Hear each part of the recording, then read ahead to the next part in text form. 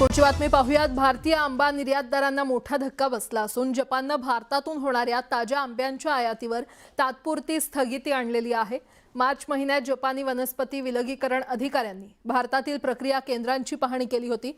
यावेळी धुरीकरण आणि निर्जंतुकीकरण प्रक्रियेमध्ये त्रुटी आढळल्याने हा निर्णय घेण्यात आल्याची माहिती समोर आली आहे। या संदर्भात अधिक माहिती जाणून घेण्यासाठी आंब्याच्या निर्यातदारांशी बातचीत केली आहे आमचे प्रतिनिधी विश्वनाथ सावंत यांनी। प्रमाणे जपानमध्ये आंब्याची निर्यात केली जाते, मात्र यंदा आंबा पाठवूच नका असं जपानने म्हटले। नेमकं कारण काय आहे त्या संदर्भात आपण अधिक माहिती घेऊन जाणून घेत होता। व्यापारी आहेत आपल्याला। सर, काय नेमकं कारण आहे जपान मध्ये जे आंबा पाठवला जात नाहीये?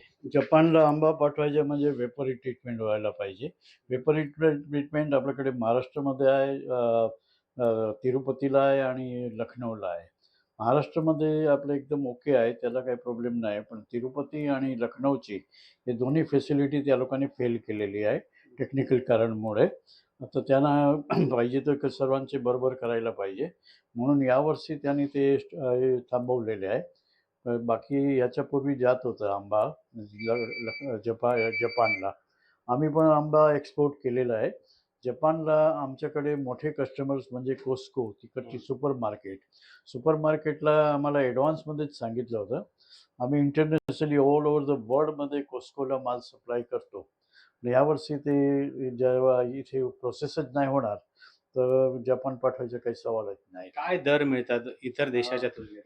20 ते $25 ते रेट मिळत राहते, सब्जेक्ट टू फ्रेट। अमेरिकेत यावेळेला आंबा गेलाय का? हो, अमेरिकेला आंबा गेलेला आहे आणि नेहमीप्रमाणेच यावर्षी थोडा आंबाच्या ते क्वांटिटी वाढेल, पण तिची डिमांड चांगली निघालेली आहे अमेरिकेला।